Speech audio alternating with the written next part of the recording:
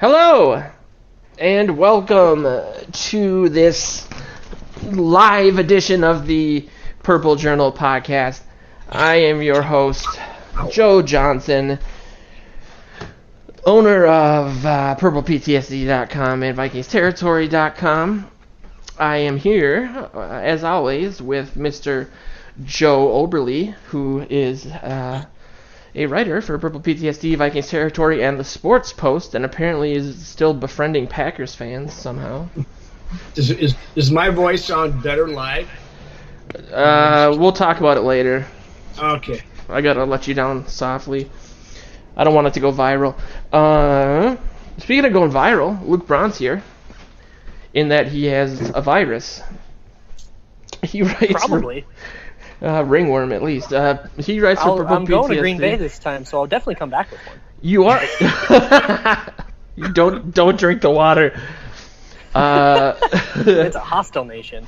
Don't use bathroom sinks. Yeah. I forgot you were going, man. That is so cool. I almost thought... my dad and I got tickets, so we're gonna go have fun. Nice. I thought I was gonna go too, but that kind of fell through. But maybe it could be a last minute thing, a Hail Mary, where I might show up.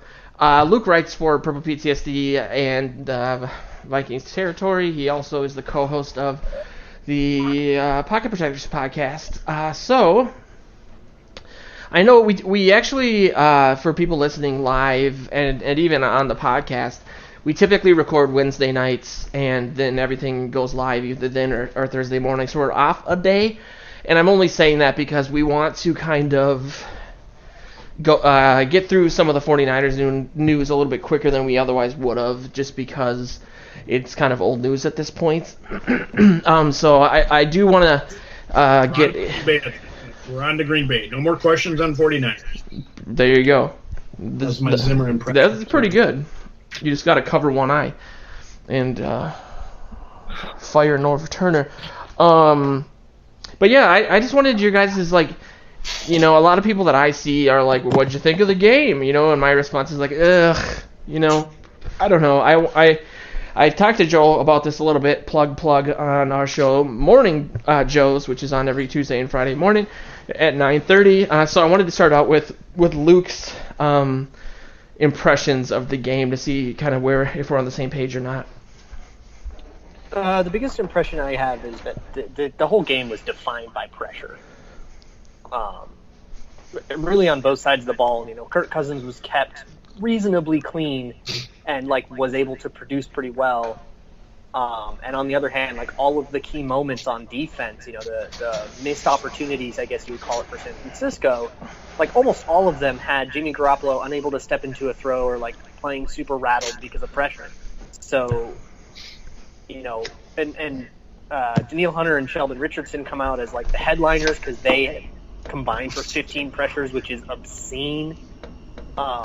Yeah, that's nuts. I think our ability to get pressure on Jimmy Garoppolo is really what caused that game to be, you know, as lopsided as it was for as long as it was. And even though the comeback happened, win probability-wise, things never really got to a point where the 49ers had a reasonable chance the way everybody was playing. You know, and then, like I said, on the offense, keeping Kirk Cousins clean was paramount, and they managed to do that pretty well. So...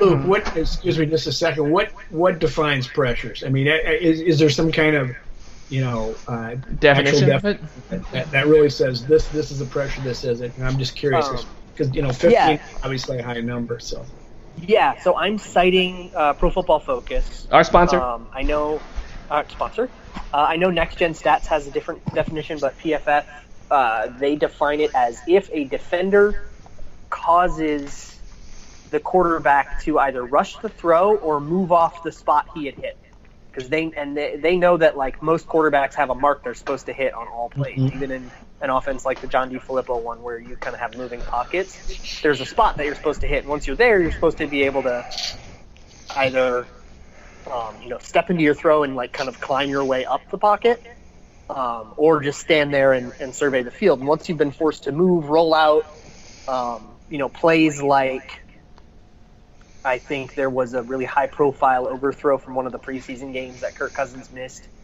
And it's because he couldn't throw into it, so he had to be all arm, and he sailed it because only Aaron Rodgers is capable of that, I guess. I think that was the Thielen throw. It was like a Thielen throw. I think we actually talked about it. We did.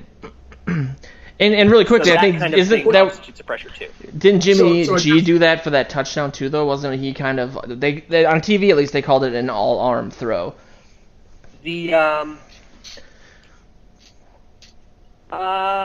Yes, he was on the run for that one. Now, that was obviously a pressured play. God, I'm trying to think of other pressured. An easy one, obviously the pick six. Luke, they don't count when the quarterback gets scared, as Daniil Hunter said that. Ooh. I think he was rattled. But if there isn't like a defender coming at him and he's just hurrying his throw because his internal clock's all messed up because he's had the crap beaten out of him, no, they don't count that. Yeah. And I wanted to get to Joe's take too, but there's two things that came up when you were describing that, Luke, that I wanted to ask both of you about. The first is sustainability, and that's something that I know that kind of popped into my head as I was watching that game. That reminded me of 2 years ago when we were doing the show, and Luke, you mentioned like we were 5-0, but we had all these like wins that happened due to unsustainable factors, and I felt like the 49ers game, they had the injuries on the offensive line. That must have helped with the pressures. They had, the turnover on the goal line. They had the jump on the hard count. That was incredible. I can't believe that happened. And that kind of, to me, it was like so many things had to happen for them to win by that amount. And that also ties into the second part of it, which was at one point the announcer, the color commentator said, this feels like it's a 41-0 Vikings game, but it's really not. It's still, it's only like a 7-point game or whatever going. I think it was the second quarter, maybe going into halftime. And so my question, and you could take either one of these, Luke and then Joe, obviously comment on this. Did you feel like that was, with that amount of pressures, that amount of turnovers, the injuries that happened on the offensive line, like, is that something that scares you against Green Bay, like for sustainability? And then also, the second part of the question is, why do you think that, like you said, the team, it was never really in question just because of all the positive things that the Vikings were doing, but why was the score so close? Like, what could they do better to make sure that they put that game away at a different rate, score-wise? Yeah, sure. So to the first question, pressure is actually pretty stable from game to game and from year to year and stuff. As stable as things get, at least from game to game. Obviously, like getting 15 pressures from two players is obscene. Like you're not going to get that every game. But the Vikings get a lot of pressure is probably something that will, be able to sustain itself. Obviously, turnovers, they go up and down. You have a game with 4 turnovers like that, and then have a game with 0 turnovers. It's kind of life. But the factors that lead to them are definitely sustainable. Factors like pressure, factors like we just have a lot of players who are good in coverage. That is going to lead to interceptions. But how many it is game to game will obviously fluctuate. And then to your second question about like why they came back, I think the two biggest things were blown coverages. I wrote about Harrison Smith and a couple that he did. Kendricks was responsible for a couple. There was a really bad, like 50-yard Kyle Juszczyk reception that was Ben Gettyan forgetting what the play was. Yeah, I remember that one. That kind of thing can be cleaned up because a lot of times it's just like, oh, they misread the play, and it's like this is the first game they've been in a while, and it's kind of a rust thing. And then the second thing is right now they had like a ton of unsuccessful run plays because the run blocking was putrid, and I don't know if that gets fixed. I think that might just be bad all year. Yeah, that's a little scary. Joe, what are your thoughts on? Was good though. Yeah. You get another show together and it's all Luke and I'm out. What's the deal? I'm leaving. I love playing favorites. It's the Game of Thrones Purple PTSD edition. I think I'm just filibustering you. To the game with I wanted to see the offensive line perform, and I wanted to see Cousins, be who at least a semblance of what we had hoped he was going to be, and. I wasn't as bothered as much by the lapses with George Kittle and how many times he got open and other people across the middle like that, because I think that's something that Zimmer's certainly going to clean up.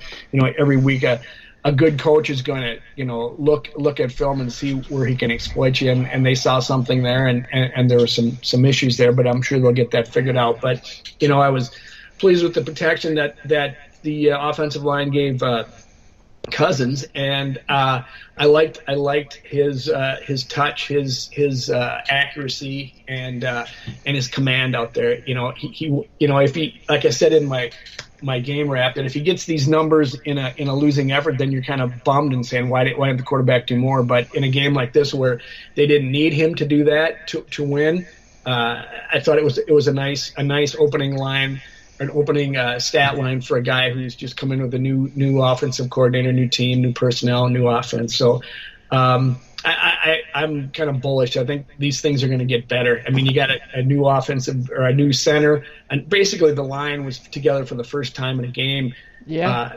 The whole time, and these things take time to gel. We've heard that from every Vikings team, that an offensive line has to learn each other and learn how to work together, and I firmly believe that.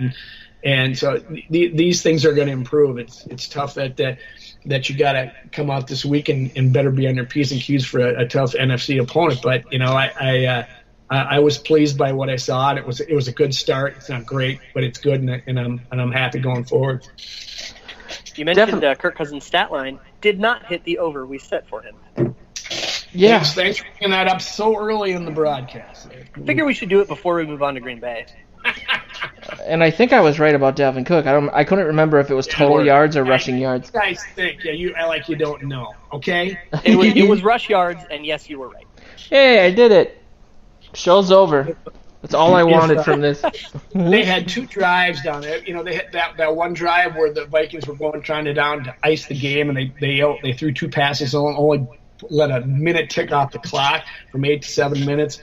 That was the drive that I should have got 31 more yards out of Cousins, and I would have been in clover. So yeah, there it is. Right, like 2 more good Dalvin Cook screens, and you would have been marching down the field in golden. Exactly. But you said some good numbers there on those lines. I got to hand it to you. I just stole them from a good website.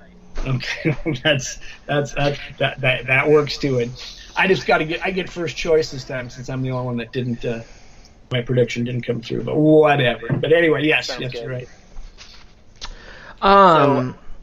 Should I give the shout-outs right now while we're talking about the 49ers, or should I do it after we're done? Do it. All right.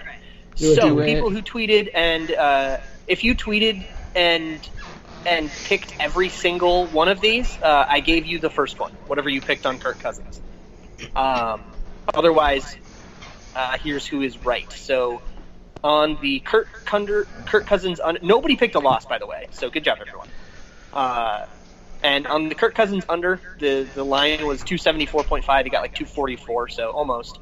That is LR Skull, Jordan Wright, NFL.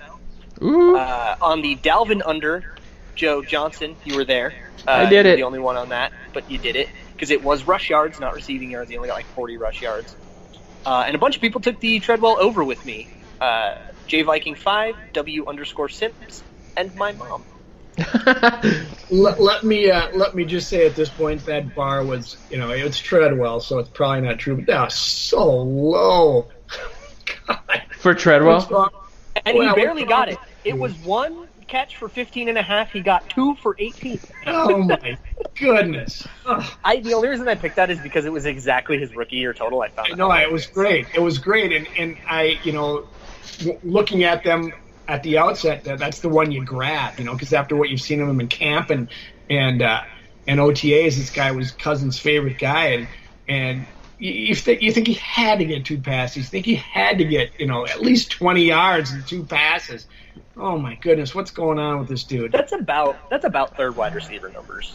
Is it? Yeah, for your random, not Jarius Wright, because he was better. He was pretty good for a 3. I'm trying to think of other third. Matthew Hatchett. I don't even know who that is. He was the third after Jake Reed retired, behind Carter and yes, Moss. That kind of thing.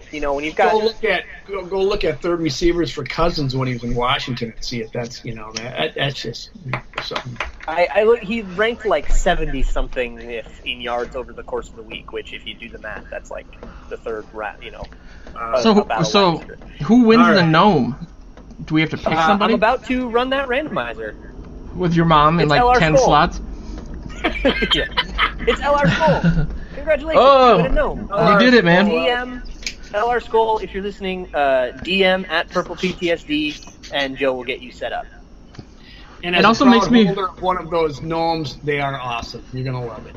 Yeah, I actually have a couple in a box from when we did the movie theater thing, and they are like really impressive. They're bigger than you'd think, and they're really official. And I also love the fact that when Treadwell got in the way of that pass to Rudolph, and it looked like a drop, that there were people out there because of us that were additionally like angry because of the competition.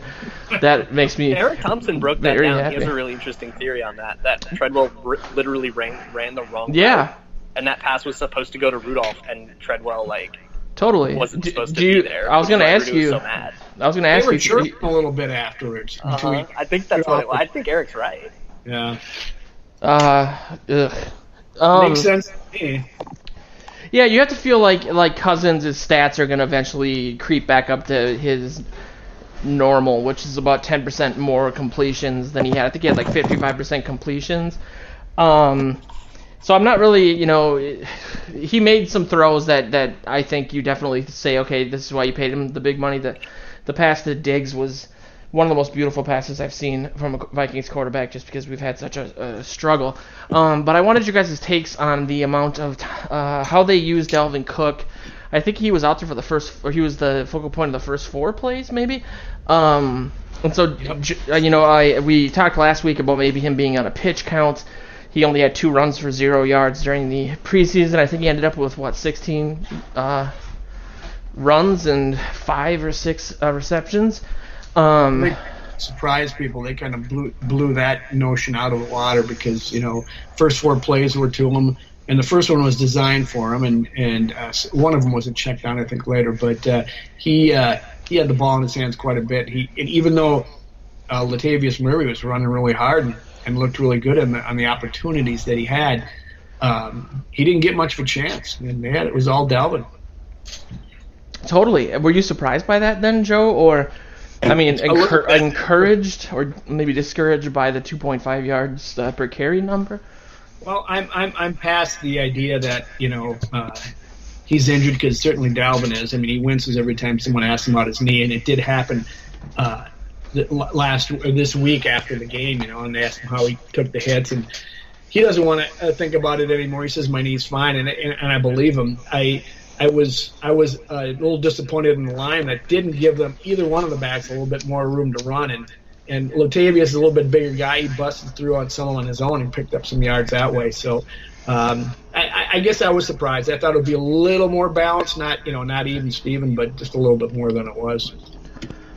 Yeah, I actually don't think any of the running game struggles were Dalvin's fault. He got putrid run blocking.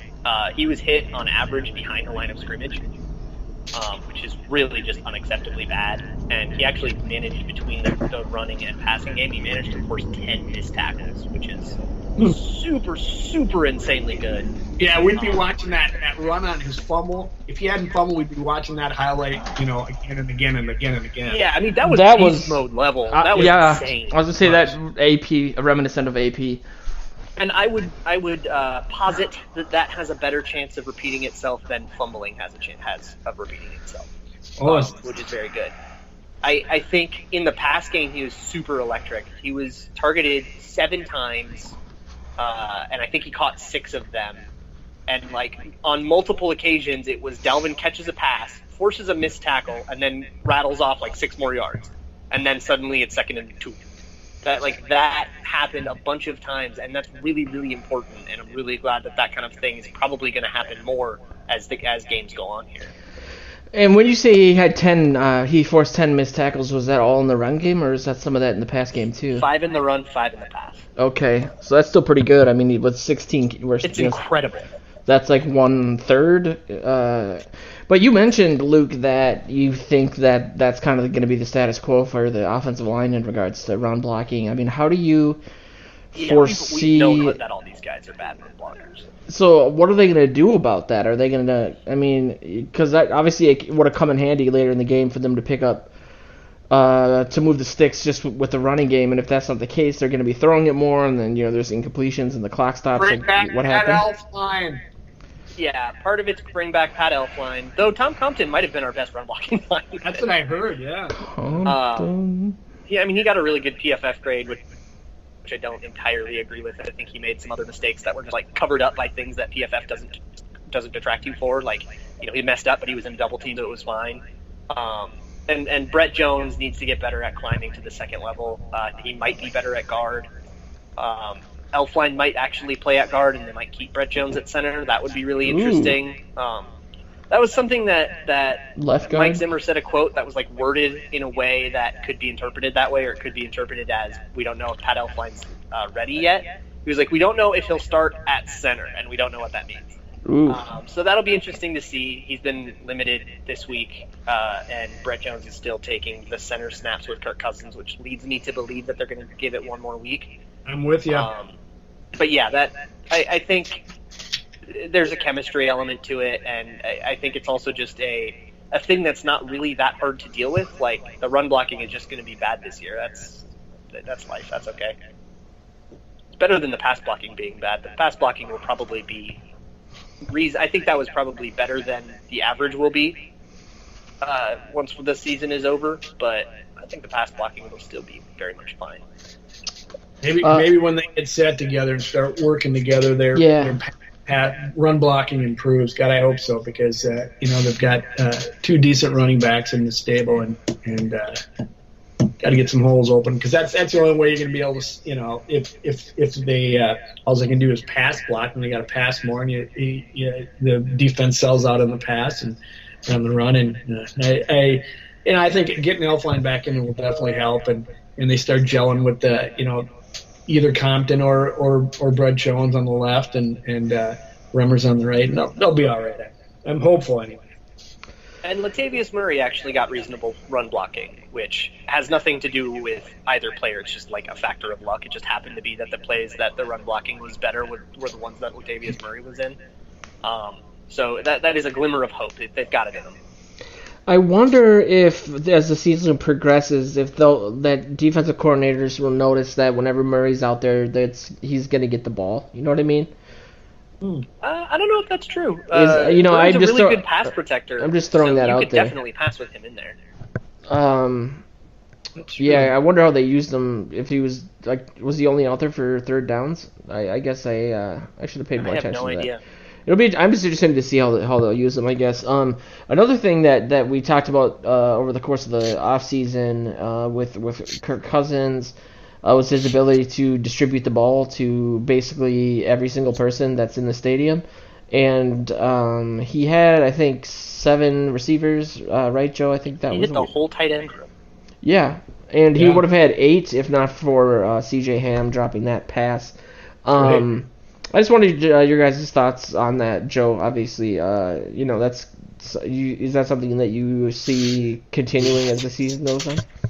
Well, he's not to Teddy Bridgewater numbers, who was, before he went down with injury, was spreading the ball around quite a bit, which was really nice to see. But, it's a small sample size. I really liked it. I mean, that's, there was a couple times that I saw for once that he was looking one guy that wasn't there, and he went across the field, the other guy, and found him. And he surveys the field really well. He's got great vision and knows where his receivers are going to be. And so it's a great sign, to spread the ball around that in the first game, and I only hope it will continue, because there's plenty of good receivers on this team. And Kyle Rudolph, I don't even know his numbers, but I don't even think he was targeted that often, and the one catch he does make is a touchdown. So there's a huge weapon that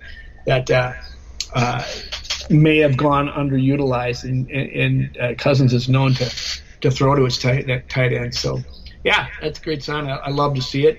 It can only help your offense if you can keep them guessing with all those eligible receivers. Definitely.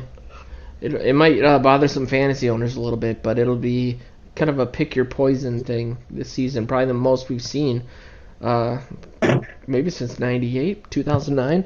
One last thing as we transition into the defense a little bit. I guess this is more about the defense anyway.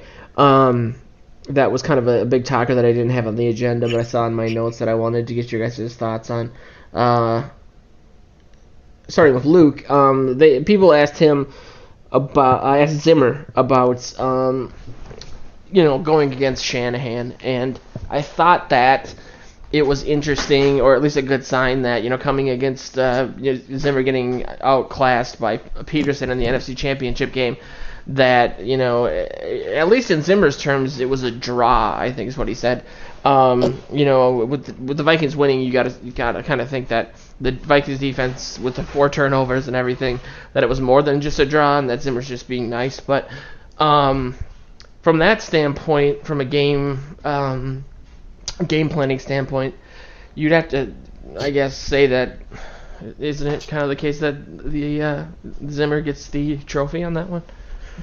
I mean, yeah, they won, and the defense was pretty dominant until a few coverages were blown, but I don't think that was a scheme thing. I will say there's some of X's and O's Twitter was all over what Shanahan did in the game. There were some really, really genius concepts and some awesome play designs.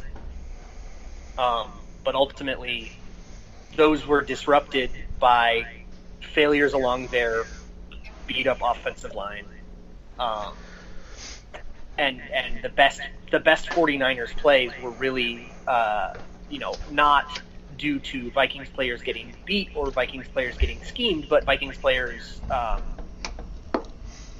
doing the wrong thing. Eric Kendricks would read the play incorrectly, and there was one play where it looked kind of like Kendricks and Gideon both went to cover the fullback, and then Kittle went out untouched, and that was the big Kittle drop that the broadcasters really all over. Yep. I think it was supposed to be Eric Kendricks' man who just didn't cover him. That's not a scheme thing. That's your dude do the coverage. Same thing with the giant use check, the big use check completion, and same thing with a bunch of the play action. The play action tight end across the formation was really, really, really good for Shanahan. But eventually, the defense kind of figured out what was going on, especially Harrison Smith. He kind of figured out what was going on and was able to defend it a lot better and read what was going on. And I think that is where Zimmer's defense shines, especially having all these players back every year. They're so good at communicating, and one person picks up on something, and then they all tap each other on the elbow, and now your play is ruined. Yeah. I don't know, Joe, if you had any additional thoughts on the scheme or the Zimmer's response to it. Luke's middle name is Scheme. One of the bigger stories, and I think this is a good segue too, was the fact that Harrison Smith ended up being the NFC Defensive Player of the Week, and Luke wrote an article, plug, using... Go to the website. Yes, we're so hungry. Utilizing utilizing some of PFF's numbers that were, there was a difference between that award and what PFF graded him at, and I know you kind of touched on this a little bit earlier, but I thought, definitely if you wanted to break that down for the listeners. Sure, yeah, I basically, so he got all these accolades, right, or these huge splash plays. He's got a fumble recovery, he's got an interception, he's a big sack, a couple of big tackles for loss, and everybody sees that and is like, holy crap, he was dominant. And then PFF comes out and gives him a 57, which is a super average to below average grade. And people are like, so what gives? How he's so dominant, how can you possibly say he wasn't that good? So I looked into the actual coach's film and looked at all the plays, and there were some lapses where he gave up touchdown opportunities. And for Pro Football Focus, just because those opportunities weren't turned into actual points through failures of San Francisco doesn't mean that they're not going to downgrade Harrison Smith as if they were. Good on PF for that. Good on PF. So he bites on a play action. There was a play down in the red zone on the drive that I think ended up in the Alfred Morris fumble. And there was this like play action pass that Harrison Smith bit on really bad. And it turned out that his responsibility was to cover the fullback on that play. And the fullback leaks out to the side, and there's a swing pass that Jimmy Garoppolo inexplicably botches, and it ends up being an incompletion. We all forget about it, right? Like, oh, it was a bad pass, drop, whatever. But if you look at that play, there was a legitimate chance that Kyle Juszczyk, with his athleticism, could have run that in for a touchdown, and it would have been Harrison Smith's fault. So on that play, they downgrade Harrison Smith as if he gave up a touchdown. So in a game where you get forced fumble, a pick, all these, tackle for losses and a sack, but you also give up 3 touchdowns. I counted three plays where he kind of earned himself a touchdown opportunity allowed. I think like an average to below average game is appropriate. I really liked that piece. It was very informative, and it, like I said, bravo to PFF for not just, they look at every play, but to just get distracted by the splash plays and miss everything else you do, because it was really interesting on Wednesday when Cousins and Dalvin Cook talked to the media. They also brought out Harrison Smith because he's the NFC Defensive Player of the Week or NFL, whatever it was, and the dude did not want to be there. He did not want to be. It was almost like he was being dragged to eat his Brussels sprouts or something, because he went up there and was not too excited to answer questions. So I think he knows the kind of game he had, and this really spelled it. I felt it was kind of strange, like, you just won this award. He said, we consider these things awards for the whole team and blah, blah, blah. And just tried to get in and get out as soon as possible. I even said it walking up and said, it's going to be quick with Harrison Smith. And it was, because I don't think he wanted any part of it, which I applaud him for. So, good piece, Luke. It was worth checking that out. And what do you attribute that to?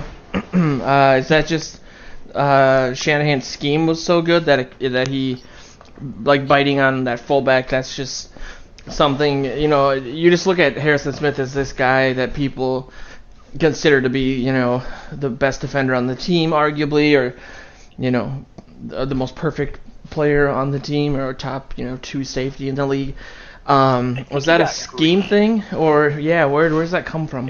I think it was a greedy thing. There was a lot of times when he kind of got caught trying to jump routes or kind of guess what the play was, and then he turned out, and then it turned out to be a situation where he was wrong, which is fair, because the 49ers offense actually runs a really nice play fake. The offensive linemen do a good job selling it, so it's hard, that's why Vikings defenders were like biting on it all the time. But like the Dante Pettis touchdown, for example, that like scramble drill one in the back of the end zone, you could see Harrison Smith try to jump the route and go for an interception, the same behavior that ended up getting him the game-sealing interception. So like you can't be mad about it. But Jimmy Garoppolo saw that, pulled the ball back, rolled out, and Harrison Smith had crashed down so hard that he was like, he was totally torched by that point. So like that kind of really greedy, really, aggressive behavior, it is exploitable, but it also leads to like, a whole bunch of splash plays. So like it leads to a lot more good than harm. And this time, he also just guessed wrong a few times. Good players have bad plays. That happens. And I forget if you're guessing, sometimes you guess wrong. Mm-hmm. Yeah, it's going to be kind of not like a boom or bust thing, but I think that, like you said, he's at the point in his career where I think he understands what he's doing to the level that perhaps he is exploiting that a little bit and going for things that, might be 50-50. Speaking of beasts on the defense, though, I forget who wrote, maybe it was on Reddit or Twitter, somebody broke down Sheldon Richardson's day, and just, and Luke, you alluded to this with his pressures alongside Hunter. Joe, I wanted your take on his impact on the defense first, and then obviously Luke can touch on that too. But it was, coming from we talked about him during the Seattle game and him getting caught in traps a couple times. It was really cool to see him out there, doing his best to make a huge impact. He was as disruptive as heck, and I don't think you have to go any further than to hear what Zimmer said about it. Prodded on it a couple times.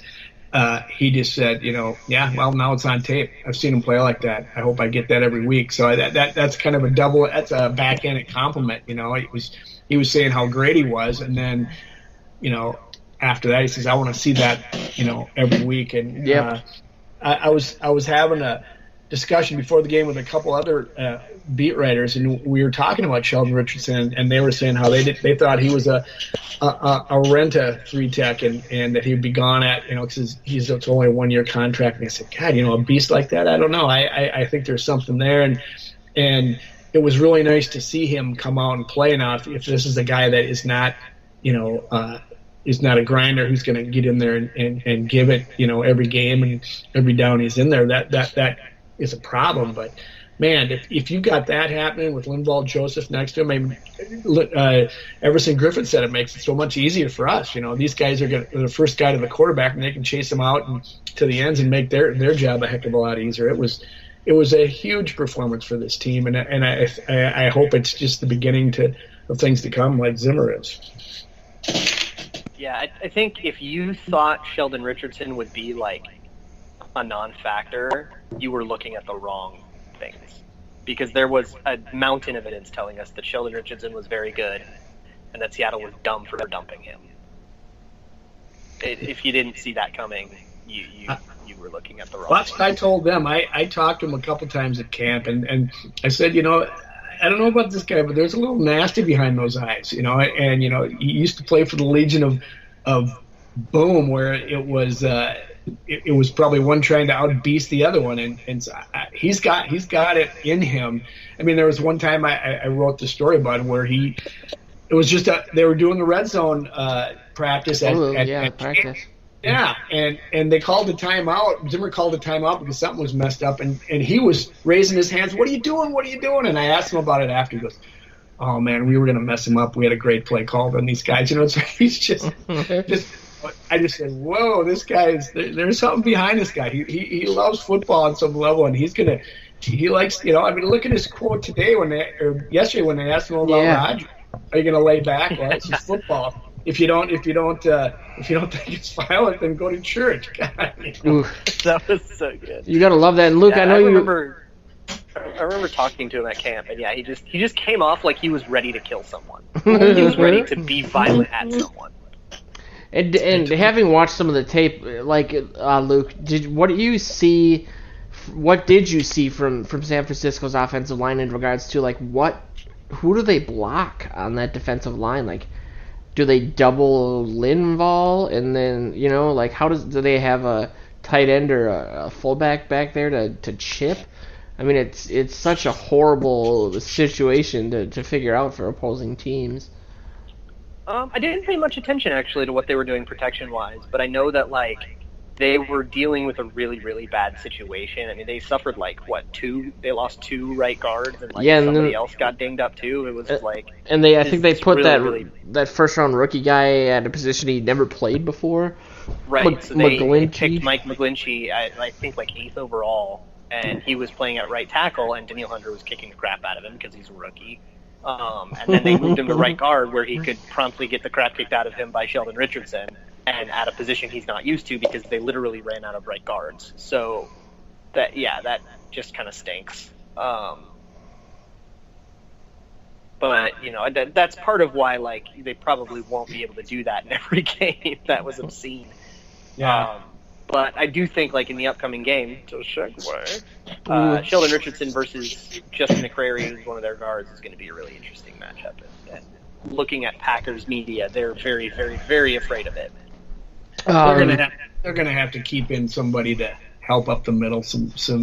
Or just double team him. Find a way to get if anybody can take on Linval 1-on-1, which is also this huge problem. Otherwise, you're going to have a running back in chipping every time, and then and now you don't have a check down, which really sucks when your quarterback's hurt. Right.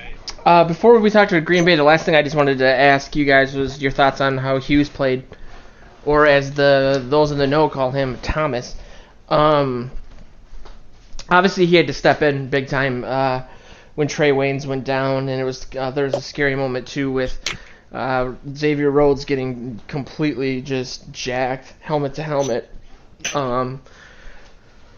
But he had that pick six, which was, obviously a splash play, and there was a lot to that the defense, tricked Jimmy G into switching the play at the line, and then they backed off, and then they got pressure, and the rest is history. It was really great to see that, for him, and as keeping the ball and everything. I think I always think that's super. I can't think of any other word than cute when players do that. But yeah, where you got the ball for him because he dropped it. Harrison Smith. Oh, did he? Yeah, he did. Yeah, you can't expect anything more out of him in that situation. He delivered in so many different ways. I mean, he made mistakes, obviously, and he's gonna in that position. But he came up with those huge plays, and of course, you got the pick six. But my favorite play was it was another pass down in the end zone. I can't remember at what time. I think it was late in the game, and he goes off his third man quarter. to a wide open player who would have scored a touchdown and broke up the pass. I mean, that is a heady play. I mean, usually a rookie, I got to stand my man. And what a great read and what a execution. I love that play, and that just tells you that sky could be the limit for this dude. I was tickled pink to see how he performed. Yeah, I don't actually have much to add to that. You guys kind of covered all the things I was going to talk about. The pick He six was did an awesome good. play. That heads up awareness play to go, break up a pass on a guy that wasn't his guy. He got beat a couple times, kind of cheating, and that's okay. I think I'm also really impressed that, he came in the nickel, he played fine, and then when Trey Waynes got hurt, he had to move outside, and I believe that's where he got his pick six and a lot of his best plays. Yeah, he did. Were as the outside corner, so that it's so nice to have a guy that can just be good both places. I think I tweeted during the game that I formally rescind every negative Mike Hughes take I had after the draft. Assuming he keeps up this level of play, right? If he tanks and craters and sucks all of a sudden, then obviously the perception of that draft pick is going to be different. But getting a cornerback in the first round that can play both slot and outside, that's a really good use of resources. And didn't Zimmer kind of allude to that? I think in one of his post press conferences, saying, not a bad pick for the first pick. I think he was kind of tweaking everybody that was saying they should have taken an offensive lineman, Joe, and me. So it was. And I think the guy I wanted sucks too. Connor Williams has been trash. Really? Well, I'm fairly sure that guard out of Iowa that I wanted could have filled in at the outside corner spot too, because he's from the Big Ten, and they can do everything. And like you were saying, Luke, he made his big plays on the outside, and that's his natural position. But they've been, grooming him inside too. So it's awesome. It's great flexibility to have. And before we get into the Packers, I did want to shout out our sponsors, Pro Football Focus. Elite is a great membership to have if you're a football fan. If you play fantasy, daily fantasy, season-long fantasy, it's cost effective, and you kind of get a leg up on your competition. Our other sponsor is Revitalite, which just launched a new purple flavor this week for the season. It's a rehydration solution, so it's sold at liquor stores for obvious reasons. It's also great. I'm going to some tomorrow. So it's legit. I mean, as a lot of people that listen to the show know, I don't drink, so I have to make these cocktails that are water and lime juice and stuff. But this stuff is freaking delicious. It's like Big League Chew melted. That's the best way I can put it. But yeah, the Packers game. Obviously, this is a huge freaking game. I'm super jealous, Luke, that you get to go. The elephant in the room is the injury to Aaron Rodgers, and I swear I am so sick of this. Of course Aaron Rodgers came back. Of course he had the biggest, fourth quarter comeback in Packers history. He's a hero. There's all this hero worship out of Green Bay with the quarterback. It just drives me crazy. It's deserved. It was a great thing, but so walks up water, said Zimmer. It's just can't they just have a bad quarterback, for once in my life? But yeah, I wanted to kick that to you, Joe, first and foremost, and kind of talk about where he's at with that injury, what they've said, just where he's at, and then we can talk about maybe how that might affect him, his mobility, which has killed the Vikings before. No, with a injury this high profile, you're going to get everybody and their brother jumping on it to get the scoop on it. And we got all kinds of things out of the gate. When he went into the locker room from partially torn ACL. Yeah. It just kept on and on and on. But they have not said exactly what it is. Other than that, there's allusions that it's a sprain, which is a ligament tear by definition, not necessarily the ACL, but not very big, something that can heal over time.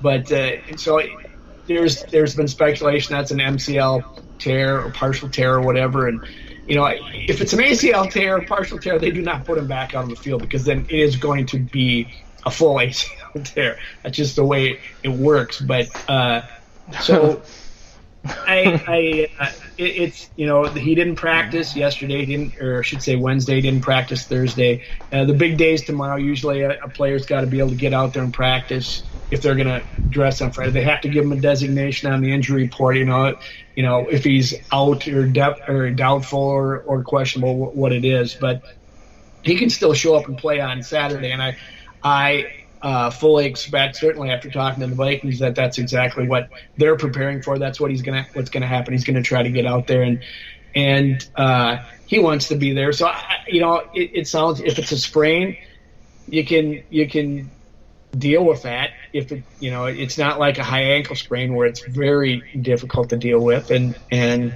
so I expect him to be out there, and it'll be a huge factor in the game. They're preparing for him like he's going to be mobile, and I think if he's out there, I think he is going to be limited in what he can do. We saw on Sunday night that he was sitting back in the pocket, and he can, like I said in Josie Wales, I've seen him do some things. He can do some things even if he's just sitting in the pocket, but he's even a bigger threat when he can use his legs to make plays. So I think it bodes well for the Vikings. I think they'll try to tee off on him and get him quickly. They might have to.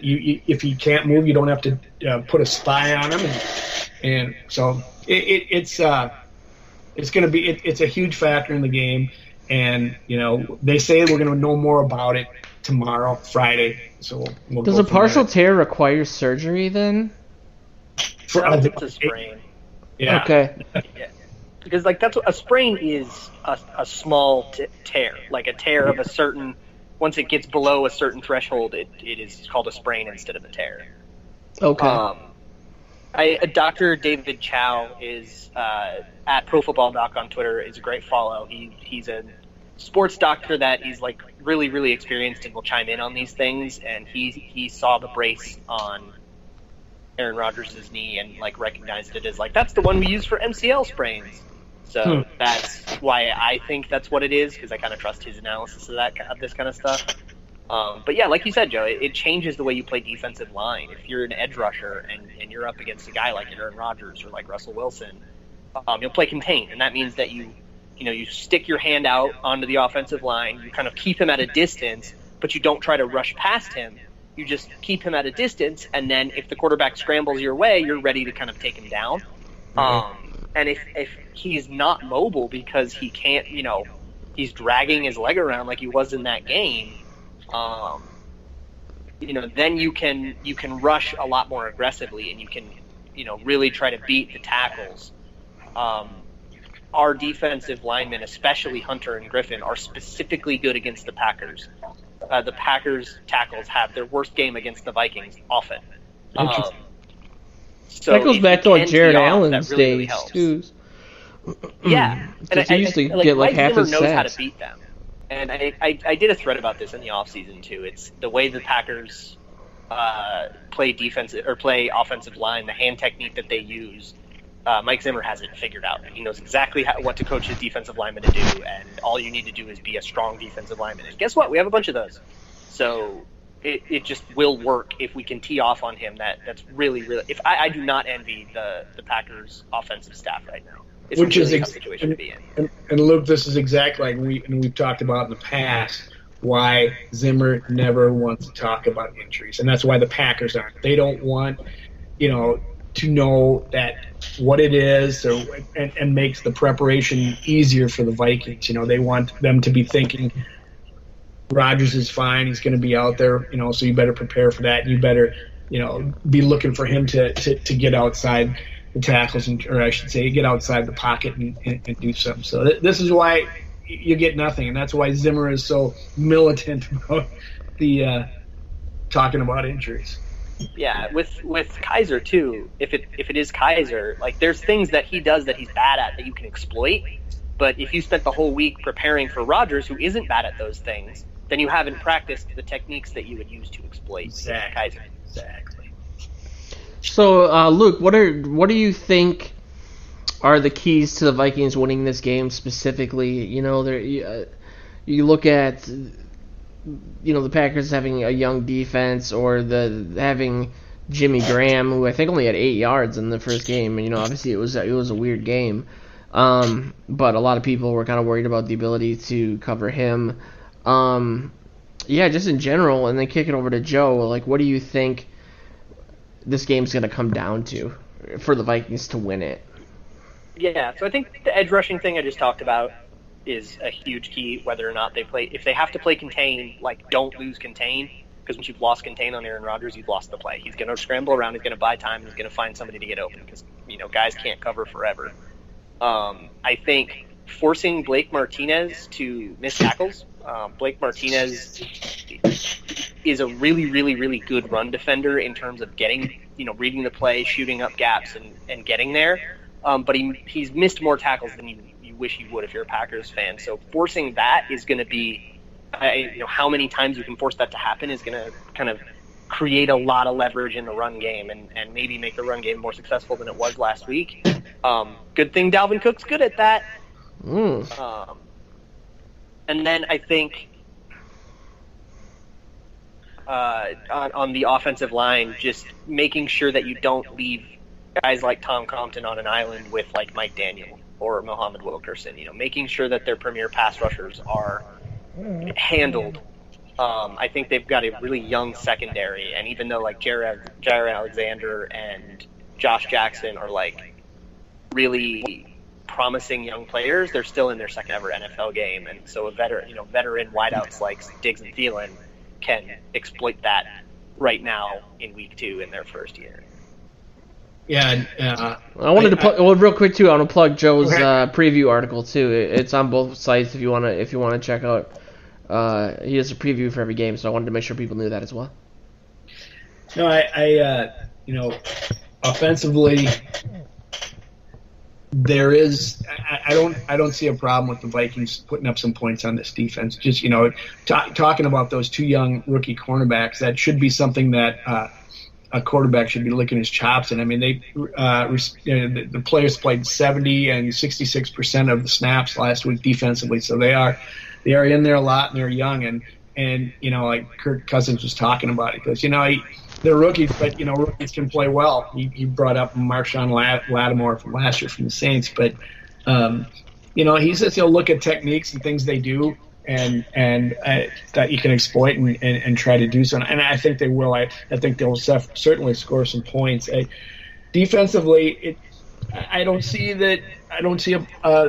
much from the Packers rushing game last week that scares me. So, and certainly the defensive line, Linval and Sheldon Richardson are gonna not have much problem there. I don't think, Jimmy Graham kind of poses a problem after you saw those miscues with the tight ends across the middle last week, but I think they'll get that cleaned up, and he's kind of a feast or famine guy around the end zone, so you just got to pay a little more attention to him down there. And Rodgers is going to get his, and he's going to play, so they just have to. I think he's got one of his arrows out of his quiver is not with him this week, because he's not going to be as mobile, and he's the kind of guy that can get rattled if you get to him early and put the scare into him, as Danielle Hunter says. You might he might be off his game a bit too. So I think I like the Vikings in this one, to be for sure. Yeah. So let's get into the predictions from last week. We talked about it at the beginning of the show, but we also are doing like a game-by-game score prediction thing the same way that we did last season. Joe killed me at that last season, and the trend seems to be continuing, unfortunately. It's early, Joe. It's early. It's over. It's over. Yeah, let me enter that in. See how it was for like in the third quarter. Joe had texted me because it was like spot on to my 17-6. I think it was. Oh yeah, it was. And I was like, just hold steady, run the ball, shut everything down, and of course it didn't end up. Looking good for you. Then all of a sudden the pick six happened. You said, well, maybe not so much. As if I needed another reason to hate the draft. Yeah, Joe Johnson missed by 17. Oberle missed by 7. So Oberle's got a 10-point lead right now. Ooh. I am so conflicted about this. And I will be, full disclosure, I don't read your scores beforehand, and I really should, because I need to win. Yeah, that's always a good key. You throw it out there for you. It's right there in black and white. It's you can have it. Did you go first last week, or did I? I think you did, but that's fine. Go ahead. Well, No, you did go first because I said I'm doing the Price is Right model, and then Luke said that doesn't make any sense. And so I really do. This is so hard. There's so many question marks out there. I do think Aaron Rodgers is going to play, but I do think he will be limited. I think that's gonna be huge. I've been pretty consistent this offseason, and a lot of this is bias. But that the Packers weren't this juggernaut team that everyone says that they are. I think with Rodgers out last year, that show. They always say like when you lose your star quarterback, it shows how bad like the holes you have on your team or whatever. They did actually like participate in free agency like a real football team this offseason, but it takes time to rebuild that. And like you guys said, they have a bunch of young players there, so. I do think this is the game, especially considering the circumstances. It's warm, even though it is in Lambeau. That Cousins is going to basically just light the world on fire. I'm gonna go with a 35-21 Vikings win. Wow, that's impressive. A lot of points. Yeah, it is. I think that's the over. Someone get to Vegas quick. I would say 400 yards, 3 touchdowns. Actually, no. Ooh, yeah. I think there's gonna be some rushing touchdowns in there too. So it's gonna be a great game. I hope. Before I give you my score, I gotta tell you, I spent the earlier evening at some friend's house. Tim and Marion, shout out for you. Great dinner. Thanks a lot. But Tim's a Packer fan. Marion's a Chicago fan. So, they're a mixed marriage, but that they do very well. And, I started the evening by bringing over some Purple Rain beer from Mankato Brewery to Tim, and I said, if the Vikings win, you can drown your sorrows, and if they lose, you can celebrate. So he'll have that but he gave me a couple predictions of his own, and like a Packer fan, he didn't just give me one. He gave me, we'll see. He said if Aaron Rodgers plays, it's a 27-24 victory for Green Bay. If Aaron Rodgers doesn't play, Minnesota wins by 10, 27-17. And just as I was walking out the door, he said, "Oh wait, I'm changing it. 52-10 Packers." Ooh, damn, Packer fan, eh? And I said, that's going on the broadcast, Tim. So there you go. But, I got it written down. We'll audit that next week. That's exactly right. If Rodgers doesn't play, if Kaiser plays, it'll be like they'll be lucky to put up 10 points. Yeah. Yeah, mine's already in black or in bytes online. So it's 24-20 Vikings victory. I think both teams will score 4 times and I fully expect Rodgers to play, but he's not going to be Aaron Rodgers complete. He's going to be good. He's going to be even better than good. That's what he can do. But I think if the Vikings get to him early, and you know they're going to be jacked up on that defensive line to do so because And Barr will be really, really excited. there's all that. It's going to, Luke, you're going to have a flipping blast at this game, I'm telling you. 24-20. All right. I was really hoping it was a partial tear so Barr could hit him and make it a complete tear. Jesus. You know, and I get some interesting arguments from people that I run into. One guy today said, "I want to see the Packers at their best." I'm like, I don't care. I just want their fans to feel bad. And another guy goes, "You can play with a partial on Wisconsin in general." Let's relocate that hurricane. This other guy goes, "You can't make a partial tear or a full tear," and I go, "That logically, by logic, like, yeah, you can. That's like what it means." He goes, "Did you ever play sports before?" And I go, "Yeah, I did. But that doesn't. I played hockey, and it doesn't matter, you know." And then he was like, "Where'd you play?" And then I told him, and he just completely shut up. That's like my biggest pet peeve argument. Did you ever play sports before? No, but I have a brain. You know, well, it's a partial tear. That means it can tear some more. And your brain hasn't been concussed, so you know there you go. More than a couple times.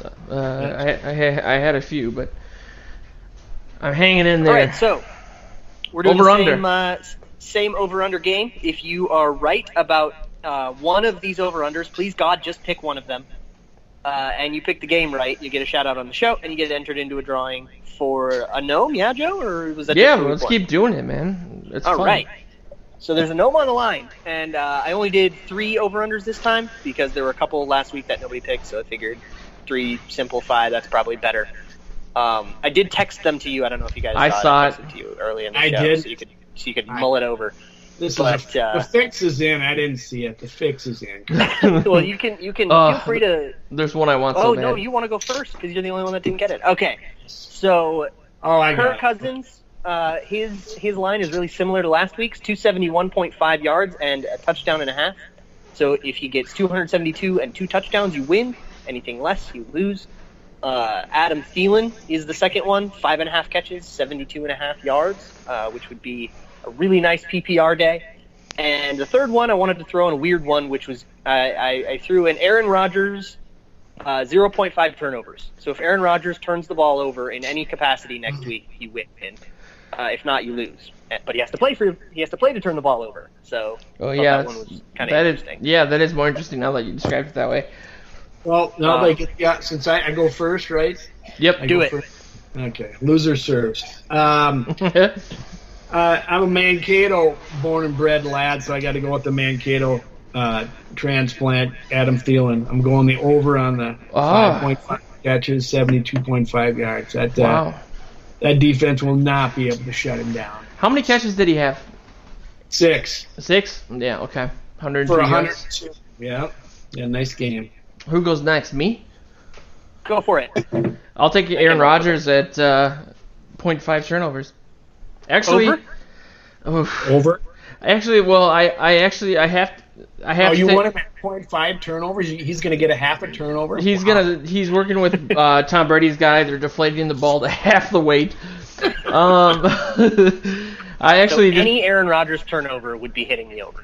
Yeah, I was gonna take that, but I changed my mind, even though I just argued. No, I'll just do it since I can't change it. I'm taking. You can do whatever you want. Then I'll take all 3. No, I'm kidding. I'm gonna take Cousins for the over. All right, that's what I thought you would do. You know, it just it makes sense considering what I just said, so I might as well just say it. Yes, it does. I heard that. What, 400 yards? Did you say? 800 yards, 35 touchdowns. It's a good college season. Okay, Lucas, what do you got, brother? All right, so you gave me the weird Aaron Rodgers one. I agree with you, both of you, that I think Aaron Rodgers will play but not quite be himself. I think they are going to throw him out there. Usually when a player is DNP for the first 2 practices, and as we're doing this, we don't know if he participated on Friday or not. But if you don't practice all week, most of the time that means you're not going to play. He wasn't even on the field on Wednesday, which implies that there was either some fancy rehab going on or some tests being done, and that's usually a pretty bleak sign. But he walks on water. He walks on water. The Packers treat Aaron Rodgers differently than they treat the rest of their team, and rightfully so, right? He's the face of the team. So they not playing Aaron Rodgers to them is a concession of a very important divisional game in September, and I just don't think they have the wherewithal to do that, even though it's probably the right choice. So I think they're going to throw him out there, and I think a turnover will be pretty easy to come by, especially if he doesn't have the mobility that he usually has. So I am going to do that, and I think for the same reasons, I'm also calling the Vikings. Yeah, nice. Did you see Mike McCarthy in the post game?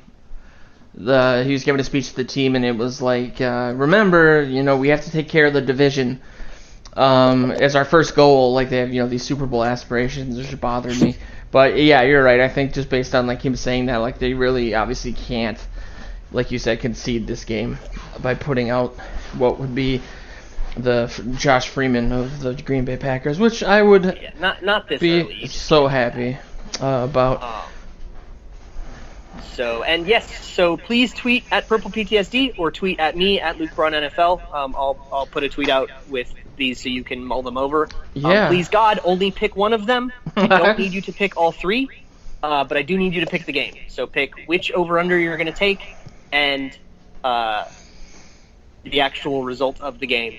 And tweet that at me. If you're right about both, you get a shout-out and maybe a no.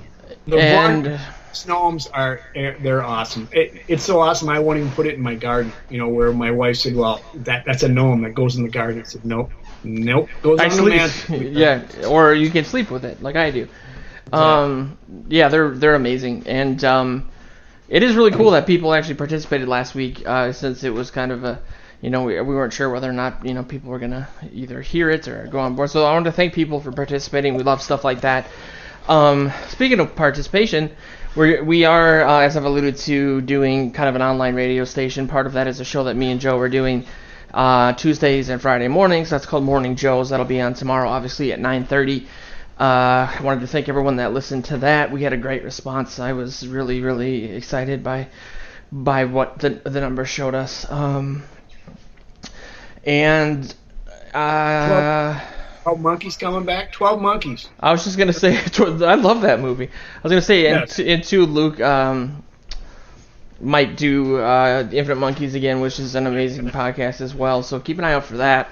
Otherwise, you can check out the sites regularly. We got all sorts of stuff going on. We just started our ticket program today. We work with a couple different ticket providers, so you can find the best price. Some have the fees. Some are more of like a club-based system. I think it's Ticket Club and Ticket IQ who are the ones that we have up there right now. So check that out. But other than that, just check out the sites for Joe's stuff, for Luke's stuff, for my stuff. This weekend after the game, check out our message board. Check out the live chat that we're doing on Sunday. We're taking over the world, is my point. So you better get on board. But you can also follow us on social media at purplePTSD, at Viking Territory, at Joe Oberly, at Luke Braun NFL. But this has been the first ever live Purple Journal podcast. Check us out next week. We will be back on Wednesday night around 8:30. I'll let everyone know the time. It might, deviate 15 minutes here or there, but it's not anything too crazy. But thanks again for the support. Thanks for listening, and we'll be back next week. This has been the Purple Journal podcast. Skol. And since we're live, I probably should press buttons. Skol again.